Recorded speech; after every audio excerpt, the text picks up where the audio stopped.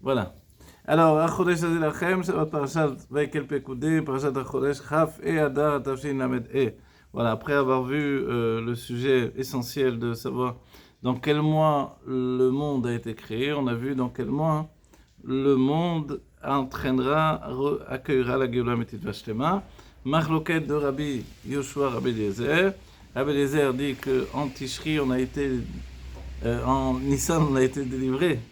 Mais en Tishri, on sera délivré dans le futur parce qu'il y a une nécessité de faire Tchouva. Et le mois de la Tchouva, c'est le mois de Tishri.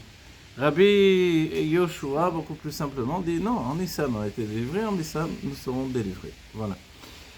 Ok, donc, on va dire, ok, on en reste là. Non, alors on a vu que le Rambam était intervenu et que les sages même du Midrash ont statué que non, Nissan, on a été délivré, Nissan, on sera délivré. Donc l'idée, c'est que Nissan prime sur Tishri, et pourtant, l'idée de Tishri portait avec elle la teneur d'une chouva particulière qui pouvait faire que la Géoula vienne dans le monde grâce au mérite des Tartonim, des enfants d'Israël ici dans ce monde, par leur travail personnel. Ok? Mais est-ce que c'est une nécessité ou non? Est-ce qu'on a besoin de faire chouva pour accueillir la Géoula? Quand on passe au niveau de la halakha, le Rambam nous dit que nous sommes finalement obligés de faire tchouva à la fin des temps pour recevoir la Géoula. Ok. Donc on se retrouve avec le fait de Nissan qui représente une lumière qui vient d'en haut, des miracles, Nissénissim, qui viennent d'en haut, qui ne sont pas basés sur le mérite des Tartonim ou des Nivraïm, des êtres inférieurs, y compris le peuple juif. Ok. Mais toutefois, pour cette Géoula, Mitzvah Shema, il faudrait qu'il y ait une tchouva. Voilà. Et cette chouva, elle peut se faire également en Nissan, puisque les sages ont statué que en Nissan on a été délivré, en Nissan on sera délivré. Donc une chouva de l'ordre de Tishri, mais qui se fera en Nissan. Et puis on se rend compte, en continuant l'étude, que même si on peut dire que ça ne dépend pas de la chouva du peuple juif, mais il n'empêche, de toutes les manières, d'en haut viendra une lumière, une force particulière qui nous permettra de faire tchouva et d'accueillir la Géoula grâce à cette tchouva. Une autre manière de dire, c'est de dire que tout le temps du travail de l'exil a entraîné la possibilité de recevoir la Géoula. C'est-à-dire que, comment, par quel mérite on reçoit la Géoula? Alpi, selon notre avodatenu, par notre travail pendant tout le temps de l'exil. Voilà, ce travail que l'on a fait dans le temps de l'exil, ça va concrètement entraîner la Géoula pour le peuple juif. Voilà. Ok, ça va, c'est un peu... Ok. Dalet. Dalet, veyuvan, ze'alpi, ma, deita bamidrash. Maintenant, on apporte une métaphore pour comprendre la chose sous un autre angle, et ça, c'est merveilleux. Donc, c'est vraiment l'étude par le biais des Nun Sharibina qui fait qu'on aborde les choses sous plusieurs aspects, de manière à les comprendre totalement parfaitement. On comprendra tout ce que l'on a vu jusqu'ici par rapport à ce qui est rapporté dans le Midrash. Voilà, le Midrash. C'est lequel le Midrash? Shemot Rabbah. Ok, puisqu'on parle de Shemot pour la délivrance. Machal et Meler, l'exemple d'un roi. Choulé. Lozaz Mechaveva. Donc il y avait un roi qui avait un grand amour pour sa femme, la reine. Lozaz, là le choulé veut dire ça en fait, évidemment. Lozaz Mechaveva, il n'a pas, Lozaz Mechaveva, c'est-à-dire, il n'y a pas eu d'interruption dans cet amour jusqu'à un tel degré qu'il est arrivé à la surnommer, à l'appeler, voilà, Kara Betty, jusqu'à ce qu'il appelle ma fille. Choulé. Lozaz Mechaveva, Kara Choti. Il n'a pas arrêté de l'aimer jusqu'à ce que finalement il appelle ma sœur. Lozaz Mechaveva, Kara Imi. Il n'a pas arrêté de l'aimer jusqu'à ce qu'il parvienne à cette proximité qui a fait qu'il ait appelé Imi, sous-entendu ma mère. Donc ces situations-là de 3 niveaux, ça nous rappelle évidemment le fait que dans les couples, il y a quand même des périodes différentes, avec des appellations différentes, avec des surnoms différents. une affection différente. Évidemment, plus le couple tient dans la durée, plus il y a un amour qui est ressenti ou qui est différent également. D'un côté, il y a une plus grande complicité, d'un autre côté, peut-être qu'il y a moins l'effet de la passion qu'il y avait au début. Donc des choses se mettent en place, peut-être une plus grande tendresse ou non, ça dépend des couples évidemment. Mais ici, dans le couple de la Torah, tel qu'il est défini dans notre Midrash, puisqu'on parle d'un couple selon la Torah, qui est l'image de Dieu et du peuple juif également, alors, donc quand il est arrivé à l'appeler Imi, ma mère, on va dire, je croyais qu'au départ il avait appelé ma mère, parce qu'il y a une sorte de projection de la mère sur la femme, ou quelque chose comme ça, on pourrait dire, sur la psychologie, je sais pas. Mais là on voit que non, c'est avec le temps. Or, avec le temps, ils sont de plus en plus semblables, et on aurait pu penser que Achoti, le fait de ma sœur, ce qui donne une plus grande proximité, ça aurait été plus compréhensible. Alors, qu'est-ce que les sages veulent expliquer avec ça? On va voir. Umever Badroshim est expliqué dans les explications, justement, les Droshim. Alors, qu'est-ce qui est expliqué? Dibura Matril, voilà, dans Ora Torah du Tzemar Tzedek, de même Dibura Matril, le même début du Mama. Les Gimel Inyanim, ces trois sujets-là, Beti, Achoti, Imi, ma fille, ma sœur et ma mère, Em Keneged Gimel Regalim. C'est par rapport aux trois faits de pèlerinage. D'accord? Dès B'Yetziat Mitzrayim, Pessah, on commence par Pessah, puisque c'est le sujet que tu sais. Dans la sortie d'Égypte, qui était à Pessah, chez Az Ayou Israël, Bematzav de Harum ve Area, bon, et Area. On avait vu hier ça. Ouais. C'était quoi l'abréviation alors? L'abréviation, c'était quelque chose comme ça. Harum ve Area, non? C'est quelque chose comme ça, on a cherché, on a vu, on a trouvé. Hein? Ouais. Voilà, ça vient de Yecheskel Hanavi. Mais les deux sujets veulent mettre en avant le sujet de la nudité. Sauf qu'il y a un point de différence, c'est nu et dévêtu. Ah oui. Le deuxième terme met en référence le fait d'être dévêtu, tandis que le premier terme met en référence le fait d'être nu. On va dire ça revient au même. C'est vrai, mais voilà. Au niveau spirituel également, on comprend que d'être nu directement, comme on dit pour Adam et Chava, ils étaient nus, ils n'en avaient pas honte, c'est un autre niveau que d'avoir eu des vêtements et de s'être dévêtu de ces vêtements. Donc évidemment, c'est un autre sens. Ok, nous on veut comprendre. Donc, d'abord, on va dire dans le sens simple, qu'est-ce que ça voulait dire? Ça veut dire que le peuple juif était nu de quoi? Il était dévêtu des mitzvot. Ils n'avaient pas des mitzvot. Ils n'avaient pas vraiment un grand mérite devant Dieu. Et la Géoula est venue d'en haut. Voilà, on va dire dans le sens simple même de l'explication. Nigla lehem melech malchei malachim hakadosh baruch hu birvodo ve'atzmo ge'alam. Pourtant, malgré qu'ils étaient nus, Dieu s'est dévoilé à eux, le Saint des Saints béni soit-il, ou Ge'alam, et il les a délivrés. Nikreu Beshem Beti. Alors, dans cette situation-là, il s'appelle Beti. Donc, le début finalement de cet amour entre le peuple juif et Dieu, puisque le couple en question, comme les Kruvim dans le Beth Amikdash, dans le Kodesh HaKodashim, c'est l'image de l'amour entre Dieu et son peuple. Voilà. Donc c'est un peu la prise de conscience à quel niveau d'amour nous nous trouvons. De la même manière que les Kruvim, s'ils étaient face à face, alors l'amour était panim ve panim. En hébreu, c'est un sens profond. Panim ve panim, c'est aussi l'intellect et l'intellect qui s'unissent. Et dans les couples, il y a une élévation des yichudim, des unions, jusqu'à arriver à ce niveau-là. Ok.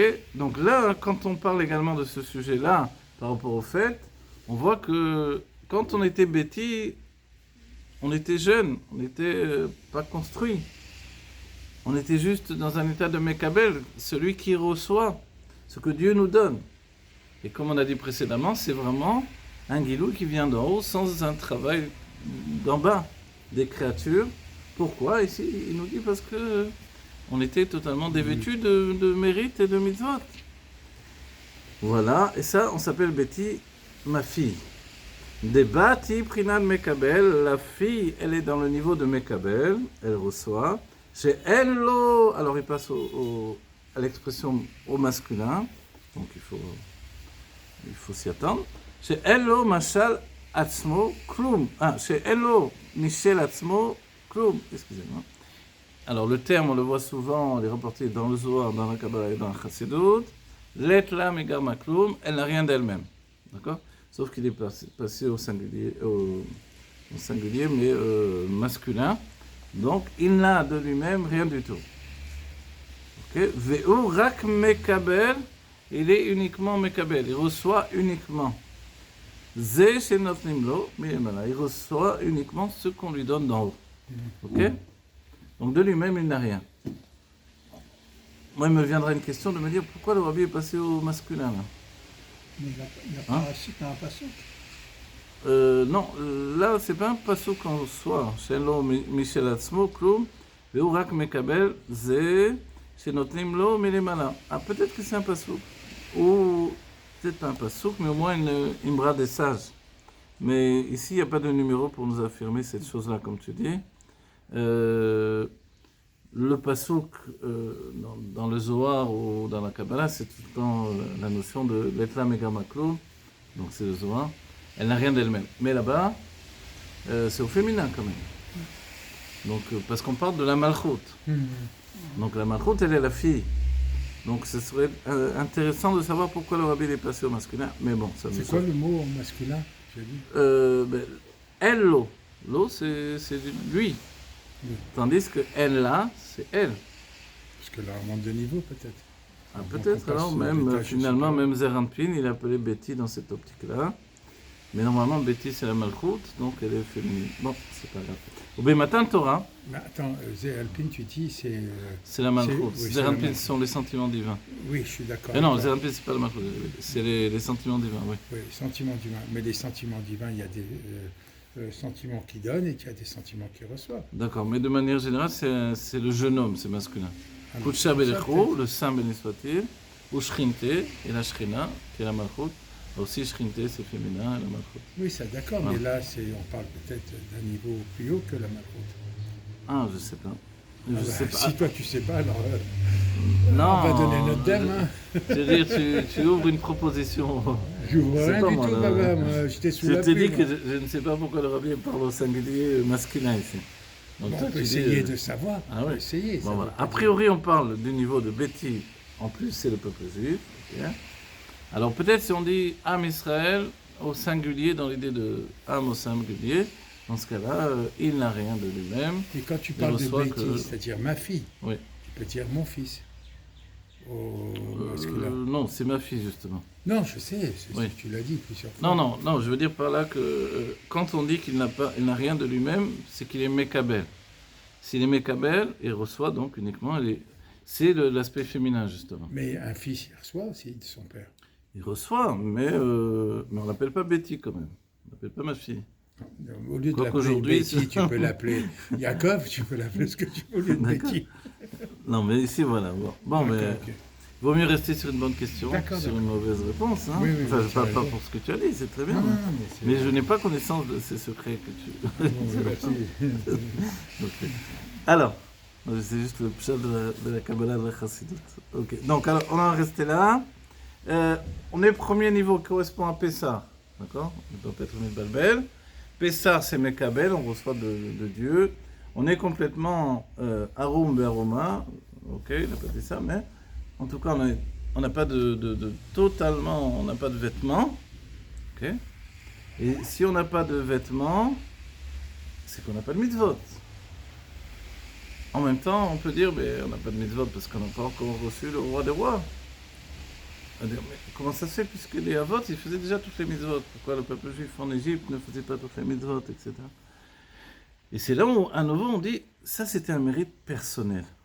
Là, on parle que l'on quitte le fait du mérite personnel et on rentre dans un mérite du Ham Israël tout entier. Le mérite d'un peuple. Mais ce mérite, on ne va pas l'inventer de nous-mêmes, il doit nous être donné par Dieu. Donc en attendant, on est complètement dénudé par rapport aux mitzvot que l'on va recevoir au moment de la Torah. Dans une situation intermédiaire. Voilà, exactement, bravo. Voilà. Donc, premier niveau, Betty, c'est Pessah, le or qui vient d'en haut. Au Bématan Torah, et au don de la Torah, donc on est passé à Shavuot, Nikra Beshem Achoti. Tout à coup, on est Achoti. Achoti, c'est ma sœur. Quel point de différence? On se rend compte qu'on parle encore au féminin, là. Pourquoi on parle au féminin? Parce qu'on est toujours Mekabel, toutefois. Parce que c'est Dieu qui est le mashpia dans cette histoire-là. Mais Achoti, quelle différence quand même? C'est presque La égalité. sœur Du roi. n'est pas non plus annulée totalement devant son frère. Il y a une discussion, il y a une opposition, etc. Ça dépend du caractère de la sœur, mais quand même. Il y a un état égal. Même si le frère, il est l'aîné, qui plus est, s'il est le petit frère. Bon, là, alors, évidemment, le frère, c'est l'aîné, c'est Akadosh Baruch Hu. Mais il y a déjà une proximité, une égalité entre guillemets, presque. D'Alédé à Torah, Nasim, Achim, Vereim, Akadosh Baruch Hu. Par le biais de la Torah, nous devenons des frères et des aimés de Akadosh Baruch Hu. D'accord? C'est bon? C'est-à-dire qu'il y a une proximité. Si c'est l'image d'un couple, puisqu'on a commencé avec cette image d'un couple, On a été avec une sœur, maintenant on est avec un frère. une seule avec un frère, Achim, Vereim. Non, on parle au niveau général. Général, Ouais, d'accord, ouais. ok. Voilà. Donc là, ça peut être masculin ou féminin, effectivement. D'accord, ok. Mais on va rappeler, par exemple, dans quel cas on a cette situation de Achim. Vous savez qu'on dit, je l'ai cité quelques fois dans les cours, ou plusieurs fois même, on dit qu'il y a la notion de Banim Atem Lashem Elokechem, donc c'est Betty. Nous sommes les enfants de l'Éternel notre Dieu. Ok, pourquoi? Parce que nous naissons de l'union, notre âme naît de l'union de Zeranpin et de la Malchut dans le monde de Hatzilut. Ok? De la même manière, Amen, qu'il y a la naissance d'un corps, il doit y avoir la naissance d'une âme. Ok. Donc c'est pour ça que ça s'appelle Banim, l'Hashem Elokechem. Les enfants de Dieu, ça c'est vraiment une désignation juive qui vient de la Kabbalah. Ok. Mais il y a des grandes tzadikim qui s'appellent Achim Atem l'Hashem Elokechem, qui ne s'appellent pas Banim. Ah bon? Comme on le voit ici. Pourquoi? Ils sont frères de Hashem Elokechem. Ils sont les frères de Zeranpin. On peut rajouter de la Malchut. Donc ils ne sont pas les enfants de Zeranpin de la Malchut. Et alors ils sont les enfants de qui? Bien qu'ils aient qu'il y ait une union qui leur donne naissance dans le monde de Hatzilut. Ils sont les enfants de Chochma et Bina, Abba Veima. Le père et la mère intellectuels du monde de Hatzilut. Voilà. C'est des niveaux. Donc c'est des âmes beaucoup plus élevées comme Rabbi Shimon Bar Yochai et comme les grands tzadikim, le Hari sans doute, les Rebim. Ceux-là sont appelés, d'où je sais que les Rebim, c'est le Rabbi qui m'expliquait, ceux-là sont appelés Zera Adam. De manière générale, ces âmes-là ne vont pas être saisies par les mondes inférieurs. Le Bria et Asiya, ils vont traverser ces mondes. C'est Nikra Alem Apargod, on a un peu étudié ça dans un moment de Ils ont traversé le rideau. Voilà, ils ont traversé le rideau de séparation, ils l'ont déchiré, Oui, déjà. la membrane, si on peut dire, dans une image humaine, pour arriver directement dans le monde de Asiya à Tarton, sans avoir subi le tzimtzum des mondes inférieurs. La diminution de l'âme par rapport au monde inférieur. Donc ces âmes-là, ces hommes-là, dans ce monde-ci, soit homme ou femme, sont dans un niveau de Hatzilut. Voilà. Donc ils n'ont pas les mêmes besoins que nous, n'ont pas la même attitude que nous dans ce monde. Ils sont là pour vivre vraiment dans une notion du divin. Donc c'est Baba Salé, c'est les Rebim, c'est des gens comme ça qui sont... Mais il sert à quelque chose ici. Alors oui, ils sont là pour le peuple juif, pour nous aider, pour nous guider, pour nous... pour canaliser nos forces, Oui. catalyser, tu vois, et nous diriger vers la lumière de Dieu constamment. Voilà, et c'est essentiel. Ok. Donc cette notion de Achoti, ma sœur, qui est une belle image, c'est-à-dire que quand dans le couple, on arrive à dire tu es ma sœur, ou tu es comme ma sœur, c'est... Où est-ce qu'on a vu ça dans l'histoire du peuple juif? Abraham, avec Sarah. Voilà. Avec Sarah. Tout à coup, il a dit, tu diras que tu es ma sœur. On va dire, mais c'est un mensonge. Non, regardez, là, c'est pas un mensonge en fait. C'est un état de correspondance avec ce qu'il ressentait envers Sarah. Il y a une telle proximité On verra qu'ensuite Sarah va atteindre un niveau de Névoa plus élevé.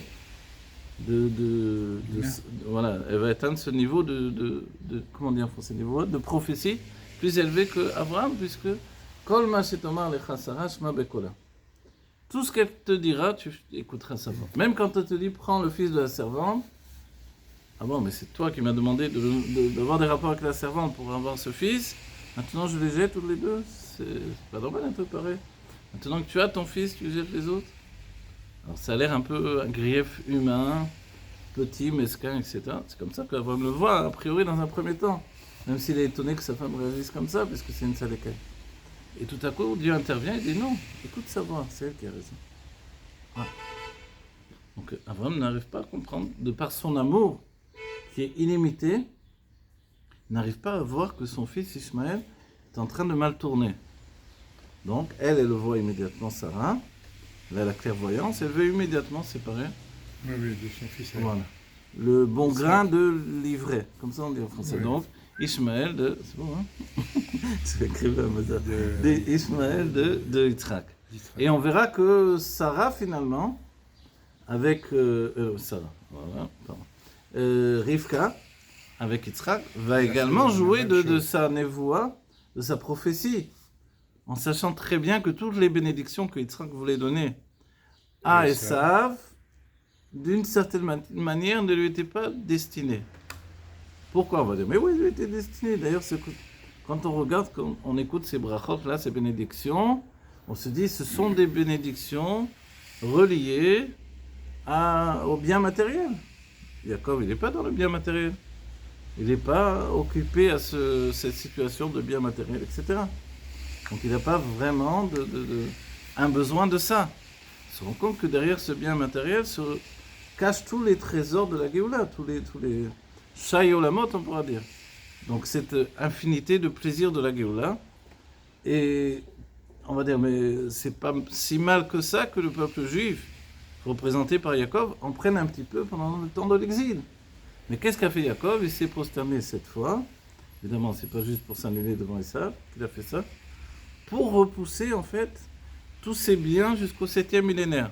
C'est une explication du Zohar, il y en a d'autres, évidemment. De là, dans l'exil, on n'a pas toujours eu la belle vie. Il les a reculés pour qu'on ait le plein. Pour nous. Non, pour nous. Pour nous, pour que l'on ait le plein... On recule pour mieux sauter. Voilà. Dommage, on aurait bien fait. Il n'y a pas des acomptes. Un petit peu. Ok. Mais aujourd'hui, c'est pour ça que quand le rabbin nous dit aujourd'hui il faut être riche, et il y a une mitzvah d'être riche, etc. On ne sait pas si le terme utilisé c'est mitzvah, mais il y a une nécessité d'être riche. On est déjà riche, et il faut juste le dévoiler. Et la richesse matérielle vient de la richesse spirituelle. On va dire, bon, et beaucoup se sont dit sans doute, c'est même balbel quand même, laisse-moi étudier, qu'est-ce que tu me mets dans cette... on va pas abandonner la Torah pour... Non, le rabbi ne parle pas d'abandonner la Torah, au contraire. Tout le dessein de la Chassidut, ça a été de vivre avec une telle confiance en Dieu que l'essentiel on le consacre à la Torah et un petit peu de temps on le consacre à travailler ou à faire des affaires, ne serait-ce qu'aujourd'hui, ceux qui gagnent beaucoup d'argent, c'est pas ceux qui travaillent jour et nuit. C'est ceux qui savent exactement comment placer leur argent, comment faire des affaires dans le virtuel en plus. Donc tout est différent et le rabbi nous donne d'atteindre déjà ce niveau de richesse. Pourquoi? Parce que les brachot de Yitzhak sont là. Elles sont à portée de main, ça y est, elles sont là. Donc, comme dans la Géoula, nous allons tous être très riches, et que peut-être on va dire dans la Géoula, j'ai pas envie d'être riche, je m'en fiche. Le rabbi vient et nous rattrape et nous dit non. De la même manière que le Kohen Gadol, il était nécessaire qu'il soit riche pour être incorruptible, pour pas être acheté par les Zdokim, par les chrétiens, par le je sais qui. Alors, vous aussi, vous devez être riche pour que les plaisirs du monde matériel et les forces du mal ne puissent pas avoir une emprise sur vous, juste au moment où vous vous séparez d'elles, justement. D'accord? Donc en fait, aujourd'hui, compte tenu qu'on est déjà largement entamé dans les jours du Mashiach, il est nécessaire que nous soyons tous riches également. Amen. Voilà. Et être riche, c'est-à-dire prendre possession de ces bienfaits que Jacob a repoussés jusqu'au 7e millénaire. On va dire, mais ça au 7e millénaire? Oui, mais on prend déjà sur nous, à la veille de Shabbat, on prend le Shabbat. Donc on veut déjà prendre le goût de cette... voilà. de ses bienfaits matériels également, en plus de spirituels. Et à nouveau, le Rabbi a dit, c'est parce qu'on est riche spirituellement que l'on devient riche matériellement. Voilà, je le souhaite à tout le peuple juif et à tous les hommes de bien de cette terre pour en faire du bien, évidemment. Pour qu'on vive mieux dans l'état d'esprit, on n'est vraiment pas de soucis.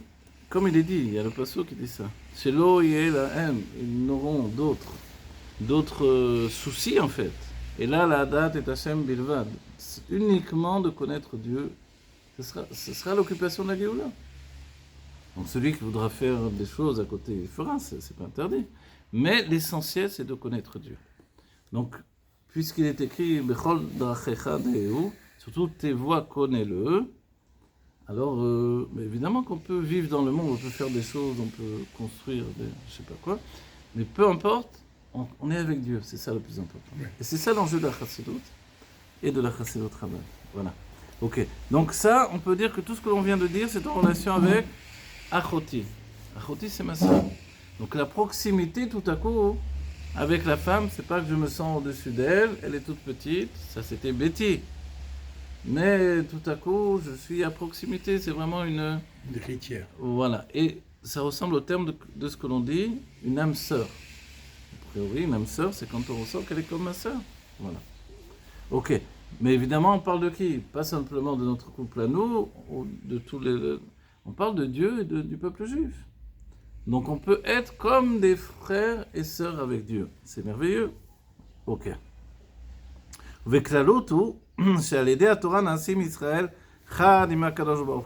De manière générale, qu'est-ce que ça veut dire?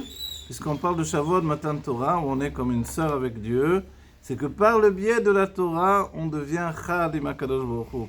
On devient un avec Dieu. On a vu des tas de fois où les sages même se sont opposés à Dieu. Vous vous rappelez, quand il y a eu des oppositions, on a signalé même des machloket dans le Gan Eden entre Dieu et le peuple juif. Gabriel, voilà. Voilà, exactement. Voilà. Nitzchoni Banaim avec Rabbi Yoshua, qui a dit la Torah n'est pas dans le ciel. Non, c'est Rambam Gabriel. Non, c'est Rabbi Yoshua. C'était effectivement le tribunal de Rabban Gamliel, mais c'est Rabbi Yoshua qui s'est opposé. Quand Rabbi Eliezer, pour se défendre, il a dit que l'arbre témoigne que ce que je dis c'est vrai. Ah oui, non, toi tu parles de ça, d'accord. Ça s'appelle le four avec entouré de serpents, on va dire. Ouais. Ok. Mais ensuite, à finir toute la machloket, il a dit, mais qu'une bat-kol sorte du ciel et qu'elle dise... Il a raison. Voilà. Et la bat-kol est sortie, il a dit, il a raison. Qu'est-ce que voulait Rabbi Eliezer, mon fils? Il a raison sur tout. Parce que lui était Sinaï. Il rapportait la Torah qui était de père en fils depuis le Sinaï. Tu as raison. Il n'y avait aucun chidouche personnel. Et là est intervenu Rabbi Yoshua, il a dit, Kilo b'shamaim i. Il y a un passage qui dit, car elle n'est pas dans les cieux, la Torah. Donc, du coup, il a interrompu même cette askama divine. C'est-à-dire, on était arrivé à l'époque, où par le tribunal et la yeshiva de Rabban Gamliel, on devait obtenir par le raisonnement ce qui était reçu précédemment par tradition et par ce qui s'appelle Kabbalah. On recevait d'un maître ou d'un père, enfin d'un maître. Et puis tout à coup, Rabban Gamliel a vu que non, il y avait trop d'attaques de l'extérieur, du monde des non-juifs, les Romains, les trucs, les siècles, les ci, les là. Il s'est dit, c'est pas possible, on va pas tenir le coup. Il faut qu'on soit capable nous-mêmes, de par le raisonnement, de redonner vie à la Torah et d'être capable d'arriver aux mêmes conclusions que l'on parvenait par la Kabbalat Torah, le fait de recevoir le Torah. Et c'est là où donc Rabbi Eliezer, qui lui était tout entier, on a vu que c'était le Maseret Sota, il me semble, on lui pose 24 questions, je crois, il répond qu'à 14 questions. Et on lui dit, mais et les 14 questions qui font défaut, alors il va dire, je ne sais pas, j'ai pas entendu de mes pères. On lui a dit, mais toi, qu'est-ce que tu en dis, toi? Je suis un grand sage d'Israël. Il a dit, moi, j'ai rien à dire. C'est-à-dire, si j'ai pas reçu, je vais pas, moi, je suis pas là pour improviser. Or, l'état d'esprit de Rabban Gamliel et de sa yeshiva, c'était maintenant de statuer sur tout, d'en arriver, entre guillemets, presque à improviser. C'est-à-dire que la Bina prenait la place de la Chokhmah en termes de Chassidut. Or, jusque-là, la Torah était Chokhmah, la Torah de Moshe Rabbeinu. Donc, la Torah de Moshe Rabbeinu, c'est Moshe Kibel Messinaï, Netana le Yeshua, Yeshua l'Eskenim, etc. Ça ne s'arrête pas. Moshe a reçu du Arsinaï, il a donné à Yeshua, Yeshua aux Skenim, aux anciens, et ensuite à Knesset Agdola, etc., etc. Voilà. Vient Raman Gamel et dit non, il est temps de passer à une nouvelle époque où la Bina va prendre le dessus sur la Chokma, donc en explication chassidique, de manière à comprendre les choses, mais à notre niveau à nous. Et il y a même un massé ensuite où Rabbi Akiva va aller voir Rabbi Eliezer qui a été mis au banc de la société, voilà, et il va le voir, il va l'énoncer, etc.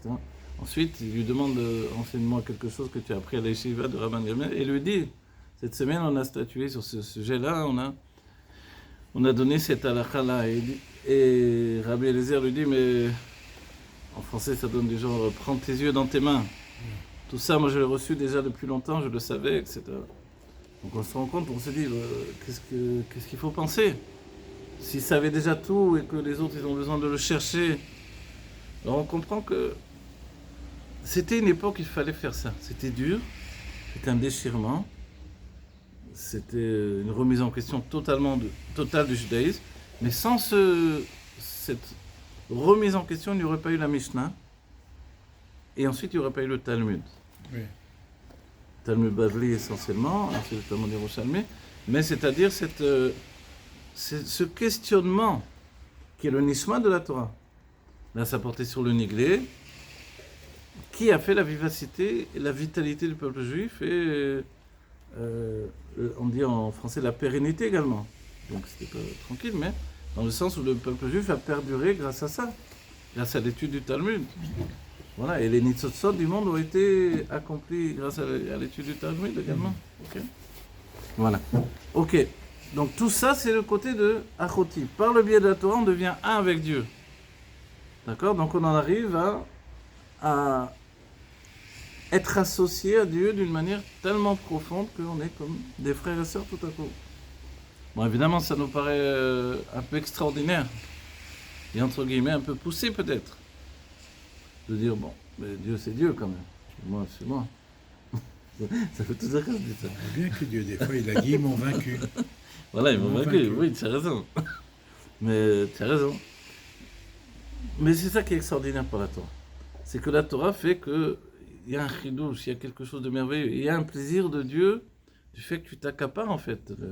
La Torah, que tu lui donnes une vie personnelle, où tu inclus ton Yitzhara également. Quelquefois, les sages se sont disputés. Peut-être qu'il n'est pas totalement les Shem Shamaïm, finalement c'était les Shem Shamaïm, etc. Il y a des tas de niveaux en fait. C'est pas conscient, effectivement. Mais par exemple, j'ai vu dans les Reshimot, dans la bibliothèque du Tzemar Tzedek, la manière dont les livres étaient dans la bibliothèque désignait ce qui était le plus cher aux yeux du Tzemar Tzedek, ce qui était le moins cher.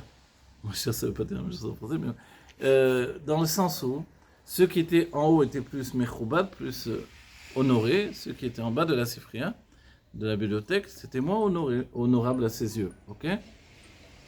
Et finalement, on se rend compte que donc c'était tu veux que je mette en pause? Ok. Maintenant, on va aller à Tchouva, chez les Malam et à Torah. Pardon, il ne dit pas mais à Torah, il dit mais Torah. Et par la Tchouva qui est au-dessus de la Torah, il faudrait que je dise comme ça, Nikra Beshem Imi. À ce moment-là, par la Tchouva, on atteint le niveau de Imi, ma mère. La mère de qui? La mère de Dieu. Comment c'est possible?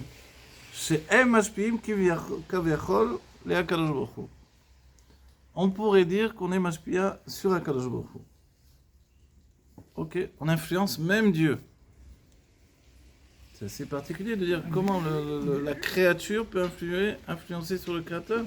Ben, si tu montes d'un niveau très haut, un rabbi par exemple monte d'un niveau très haut, il peut influencer le nom d'Hachem. Ah, voilà. Effectivement, on voit que des tzadikim étaient capables de faire changer la vie à Dieu. Tout simplement l'idée de Abraham Avinu qui intervient, Dieu dit je vais détruire Sodome, Abraham intervient. pas demandé d'intervenir a priori, je suis venu t'annoncer la chose. Si, pardon. Et Abraham intervient, et s'il y a 10 tzadikim, tu vas quand même détruire Sodome? S'il y a 10, non. Mais s'il y en a 9, pas 10. D'accord. Et s'il y en a 8, il faut le faire quand même, on va dire. Oui. Alors on voit que cette intervention fait que le tzaddik, il marche bien sur Dieu. Ou Moshe Rabbeinu, qui va intervenir et qui va... etc. etc. Donc, et le Rabbi nous a dit, vous pouvez demander à Dieu, vous pouvez exiger de Dieu. On doit exiger la Géoula, et le Rabbi a demandé au Rabbanim de faire un psak-din pour que Dieu amène la Géoula immédiatement. Donc il y a une sorte de fait que l'on n'est pas simplement la fille, on reçoit l'influence évidemment, on est au même niveau dans l'idée, entre guillemets, si on peut dire évidemment, le niveau de Achoti, la sœur, l'équivalence que la Torah nous donne de pouvoir ouvrir la bouche tout simplement, de pouvoir donner un chidouche, de pouvoir, alors que c'est la Torah d'Hachem. Et puis on arrive à un stade où on est imi.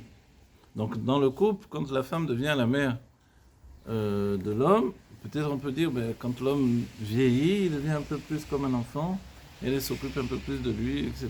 Il y a quelquefois ces situations-là. Mais là, par rapport à Dieu... Ça promet, hein, les mecs. Et là, par rapport à Dieu, alors, le fait qu'on... Surtout quand Général est plus jeune. Alors, par rapport à Dieu, on reçoit de lui, ensuite on est au même niveau, et finalement on en vient à l'influencer. Voilà. Et ça, on va dire, qu'est-ce qui influence Dieu? C'est la tchouva. La tchouva, c'est quelque chose qui n'est pas basé sur un état de fait. Au contraire, c'est d'être mitradesh, de renouveler tout ce qui est établi, justement. L'idée de tchouva, chez les malam Torah, la tchouva, elle est au-dessus du niveau de la Torah.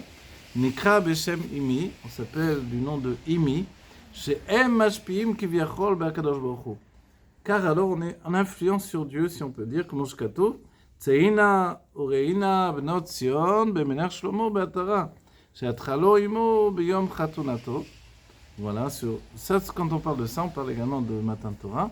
Sortez, filles de Tzion, et venez, voyez, qu'est-ce que vous allez voir? Le Melech Shlomo, le roi Shlomo, Be'atara She'atralo Imo, avec la couronne. Qui l'a couronné? C'est sa mère. Quel jour? Le jour de sa choupa, de sa khatuna, de son mariage. Et mais c'est un peu bizarre quand même, toute cette idée-là. En fait, on comprend que non. Le Melech Shlomo, ça veut dire Melech She'ashalom Shelo, le roi qui a le shalom pour lui. C'est en fait Dieu, et qui a été couronné le jour de sa khatuna, de son mariage. C'est quoi? De quoi on parle? On parle de Matan Torah maintenant. Au moment de Matan Torah, il y a eu le moment où on a été, nous-mêmes, on a couronné Dieu. Le Tafresh Elbet, au début, nous rapporte ces textes différents, etc. Mais là, on voit que, bon, malgré qu'on parle de Matan Torah, puisqu'on a parlé de Imi, c'est ma mère, on comprend bien nous sommes dans les fêtes de Tishri. Dès Beyom Kippourim. Attendez, j'ai sauté quelque chose ou non? Non, j'ai pas sauté. On a parlé de la Tchouva. Yom Chatunato ou Yom Kippourim. Voilà, ici il nous dit, bien que dans d'autres textes on dit que c'est Shavuot, ici le Yom Chatunato c'est Yom Kippourim. D'Alidé à Tchouva de Yom Kippourim, par le biais de la Tchouva que l'on fait, la repentance de Yom Kippourim, dès Yom Kippourim ou Shlemut Tchouva. Ce jour-là de Yom Kippourim, c'est la perfection. On a construit la Tchouva, on arrive au niveau du Keter, Me'atara, par Me'ateret, Knesset Israël, Atara le'akadosh Baruch Hu, le peuple juif, l'assemblée d'Israël, couronne Akadosh Baruch Hu. On pourrait dire, on couronne Akadosh Baruch Hu, c'est Rosh Hashanah, non? C'est à ce moment-là qu'on le consacre au roi. Pourquoi Yom Kippourim dans ce cas-là? Parce que Yom Kippour, on atteint le niveau du Keter. Et en Keter, il n'y a pas de Keter sans couronne. Donc le Keter en lui-même, il veut dire couronne. Donc on couronne à Kadosh Baruch Hu, c'est le moment de Yom Kippour. D'accord? On peut dire d'un certain point de vue, on a terminé de couronner à Kadosh Baruch Hu. Vekevan, she'agilou de Tchouva, ve'akapara de Yom Kippourim ou bechag HaSukkot, compte tenu que le dévoilement de la Tchouva Donc du retour vers Dieu, vers Kapara, et de l'expiation de toutes nos fautes des Yom Kippourim, c'est réellement à quel moment? C'est pendant Chag HaSukkot. Vous appelez Chag HaSukkot, tout à coup au milieu de Chag HaSukkot, on a Hoshana Rabbah. Déjà pendant tout Chag HaSukkot, la fête de Sukkot, on dit tous les jours on fait les Hoshanot. Hoshana, ça veut dire de demander à Dieu de nous délivrer, de nous sauver, etc. etc. Non, on va me poser. On se rappelle que Rosh Hashanah, on commence la Malchut, donc c'est là où on parle du Melech. Un Melech, Rabbi Yosef el-Kissé, etc. Et puis la notion de couronner le roi, c'est vrai. Mais on est dans la Malchut. Et ensuite, on passe de la Malchut, on va monter de niveau. Donc on va passer au Yesod. Du Yesod, on va passer à Od, et de Od à Netzar, etc. On remonte. Et quand est-ce qu'on arrive finalement au Keter, à la couronne même, donc qui se trouve au-dessus de la tête du roi, c'est à Yom Kippourim. Voilà. Ensuite, on opère une descente. Mais même dans cette descente, il y a les 4 jours Arba Yemei Shem Hashem, 4 jours du nom de Dieu, et ensuite on rentre dans la fête de Sukkot. Et au sein de la fête de Sukkot, il y a les Hoshanot tous les jours, pour demander à Dieu de nous donner, on dit Hoshana, on demande la Hatzlacha également dans le Hallel. Okay? Et c'est Hatzlacha que l'on demande, et le fait de Hoshana, ça veut dire sauve-nous finalement. Et quand on arrive à Hoshana Rabbah, dans toutes les Kavanot, on nous dit c'est équivalent à Rosh Hashanah en vérité. C'est, voilà. À Hoshana Rabbah, c'est équivalent à Rosh Hashanah. C'est-à-dire que les fêtes, on appelle les fêtes du début jusqu'à Yom Kippourim, on appelle les Yamim Noraim, les jours terribles. Pourquoi? C'est du côté du din, de la rigueur. Et quand on passe à Sukkot, au contraire, c'est la joie qui prend le dessus. Mais une fois qu'il y a la joie, mais quand même intérieurement, il y a quand même, comme on l'a dit, c'est Hoshanot, etc., de tourner, d'implorer Dieu, de nous prendre en pitié jusque dans le Hallel. Mais quand on arrive à Hoshana Rabbah, qui veut dire la grande Hoshana, la grande, d'un certain point de vue, on pourrait dire la grande miséricorde de Dieu qui nous sauve à ce moment-là. Alors on voit les textes que l'on dit, on ne s'arrête pas, on demande dans toutes les situations, etc. De la même manière qu'à Yom Kippourim, on a annoncé qu'on pouvait mourir dans le feu, dans l'eau, dans ci, dans là. À Hoshana Rabbah, on reprend tous ces termes pour dire que Dieu nous sauve de l'eau et du feu, etc. Donc alors on voit bien qu'on termine un édifice qui a été commencé précédemment. Et ça c'est un jour particulier. Donc en fait, toute la notion de Keter et de couronne, dans le Ein-Bet, lui il pose la question, mais qui couronne qui? Parce que, essentiellement, c'est toujours par l'intermédiaire des anges que le peuple juif est couronné, ou que nous couronnons à Kadosh Baruch Hu. Entre les deux, il y a toujours les anges. Mais là, il est dit que c'est le Fils, et le Fils c'est le peuple juif. Ou que c'est la mère. Alors la mère aussi, dans ce cas-là, c'est le peuple juif dans cette image-là. Donc on voit que nous-mêmes, on est capable de couronner à Kadosh Baruch Hu. Donc c'est là où on voit qu'on est mashpia. On est celui qui apporte mais comme une mère apporte tous les bienfaits de chez son enfant. Et kevan shagilou da tshuva. Par quel droit, par quel mérite on est à ce niveau-là? Par la tshuva. Et on a dit en Israël négalim et la tshuva. Comment le peuple juif est délivré? Par la tshuva. Et kevan shagilou da tshuva, la kapara de Yom Kippourim ou de Chag HaSukkot, compte tenu que le dévoilement de la tshuva et la kapara, l'expiation du jour de Kippour, c'est justement pendant Sukkot. La chen ikar ha'inyan de imi ou besukot. Donc c'est pour ça que quand on dit imi, c'est spécifiquement pendant Sukkot. Ma mère. Oui, moi je suis ton frère. Mais ce que je veux dire par là, quand tu fais tchouva, à Kadosh Baruch Hu, c'est une image il bénéficie aussi de cette tchouva parce qu'il y a un dévoilement plus important pour lui. C'est gagnant-gagnant. Dans l'idée où on est associé, oui, évidemment. Oui, c'est-à-dire que quand on sait que Akadosh Baruch Hu, il est sans fin, tout ça, mais il y a des niveaux, de tchouva, et plus tu fais tchouva, plus tu as un règnement plus fort, plus tu fais, plus un règnement plus fort. Exactement. Tout le monde bénéficie. Oui, c'est vrai, exactement. Puisque Dieu a décidé qu'on devait lui faire des rabbats tartonim, donc notre travail et le Mishkan a été de donner accès à la tchouva à tout le peuple juif. d'un certain point de vue que même Aaron, qui était aussi... ça va, j'ai un peu, je vois. C'est de l'eau. Même Aaron, finalement, qui est le Kohen Gadol du peuple juif, a été mêlé à l'histoire du veau d'or. C'est pas lui qui a fait le veau d'or, mais il a retardé les choses. Or, quand on regarde le Zohar ou les écrits du Hari, il nous dit qu'il aurait dû se laisser tuer, en fait. Plutôt que d'entraîner la faute du veau d'or. Mais il a vu que Chor a été tué. Égorgé devant lui. Chor, c'était un Dayan, c'était un grand du peuple juif, il a été tué. Il a dit, s'ils ont tué Chor, ils vont me tuer à moi aussi. Donc je vais gagner du temps jusqu'à ce que Moshe arrive.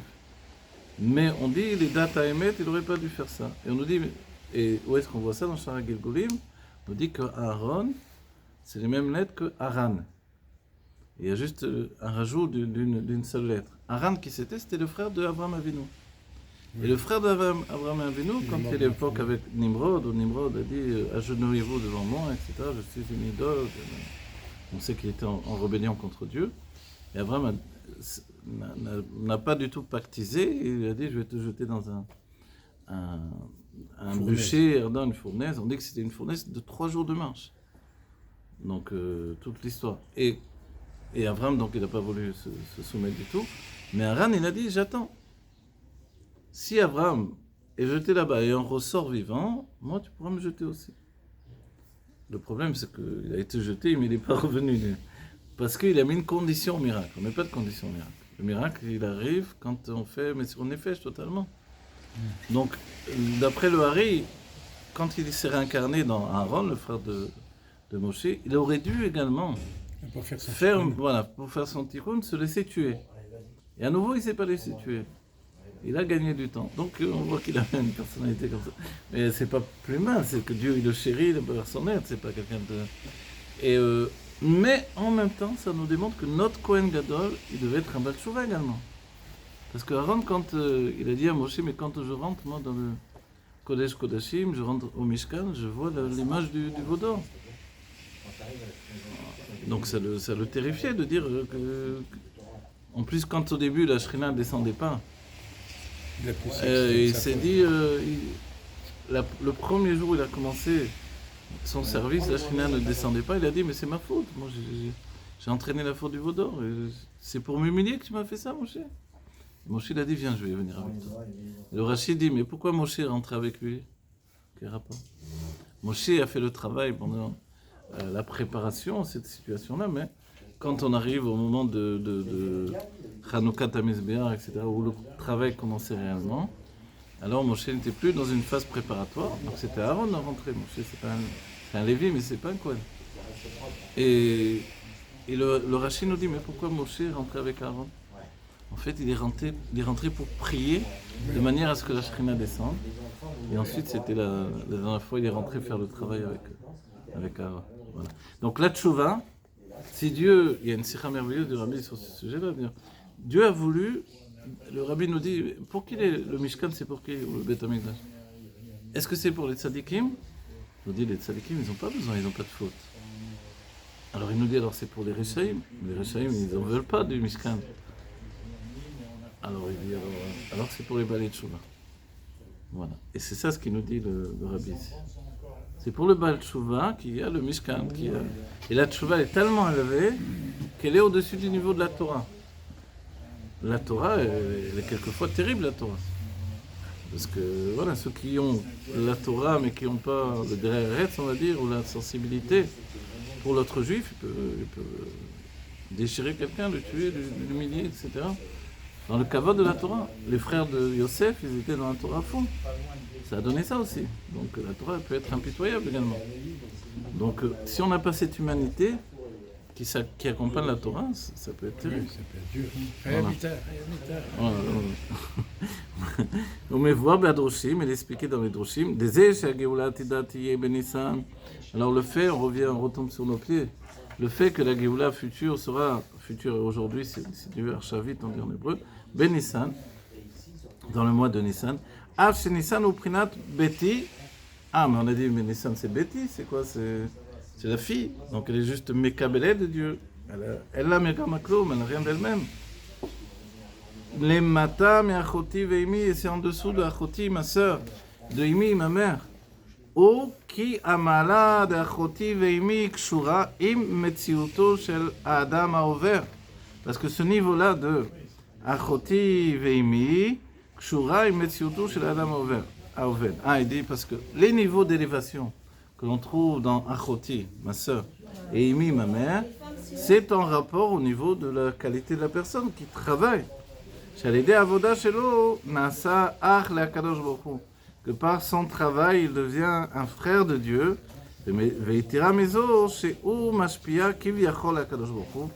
Si on peut dire, il va juste influencer Dieu. C'est pour cela que par le biais du travail dans le service de Dieu de Achoti, Veimi, les deux niveaux, de frères et de frères ou de sœurs et de mères, au Magia, on parvient, Venasim, Ach, Vem, on devient comme un frère ou une mère, Rak, les Dargat, Or, Sheshayar, les Shtashelo. Mais là, on touche uniquement, la parenthèse là, tu vois, Oui, uniquement le niveau de lumière qui touche l'enchaînement des mondes. Qu'est-ce que ça veut dire comme un frère ou une mère? C'est ce qu'on a dit, c'est les niveaux qu'on a dit précédemment. Oui, c'est-à-dire ils ne sont pas collés les deux niveaux-là. Non, ils sont séparés l'un de ou ça ou ça. Oui, d'accord. Mais ces niveaux ont une proximité, c'est qu'ils sont basés sur la qualité personnelle de la personne, de son propre travail, etc. Là, il le dit, Metziut Adam, c'est la qualité de l'homme, l'existence d'un homme qui est élevé dans son niveau d'élévation personnelle. V'amala de Betty, et l'élévation de Betty, de la fille, chez Elo Michel Atzmo Kloum, le fait qu'il n'est rien de lui-même, Ve'urak Mekabel Milemala, il ne reçoit que d'en haut, I Beinyan Abitul. Ah, vous voyez, Betty qui correspond à la Malchut, c'est le sujet de Ella Megama Kloum, il n'a rien de lui-même, ou elle n'a rien d'elle-même. C'est comme David Ameller, c'est pour ça qu'il est en correspondance avec la Géoula. Il a ce sentiment, Shafel Haïti Beinai. Humble, j'ai été à mes propres yeux, je n'ai pas de qualité personnelle. Chez Moshe, on a ce sujet de la Chokhmah. Moshe savait son élévation, mais il se disait, si Dieu donne cette élévation à quelqu'un d'autre, il fera mieux que moi, c'est certain. Oui. Donc c'est un point différent. David, lui, non, il avait le sentiment que les autres sont beaucoup mieux que moi. On a dit au revoir mon frère. Voilà, exactement. Mais par ce sentiment d'humilité qui fait qu'il est comme une fille, comme une fille dans le sens de la fille, hein, voilà. Alors, il parvient au niveau de l'essence de Dieu, l'essence de la lumière infinie, plutôt que le niveau qui sont en relation avec l'Aishta Shelut, l'enchaînement des mondes, même si c'est Chokhmah et Bina, c'est très élevé, mais c'est quand même les mondes supérieurs.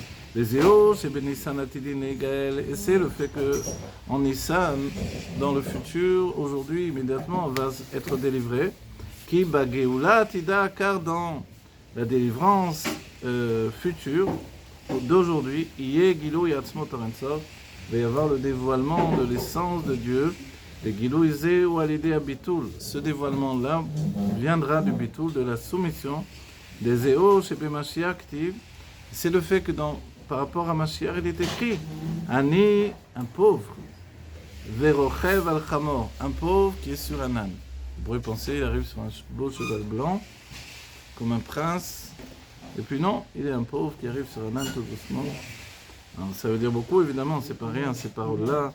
Le Chamor, c'est le Chomer, l'âne, il est blanc, on dit que c'est le même âne qu'il y avait Abraham Avinu, etc., qui s'est passé, qu'il a utilisé pour la Kedat Yitzhak, etc.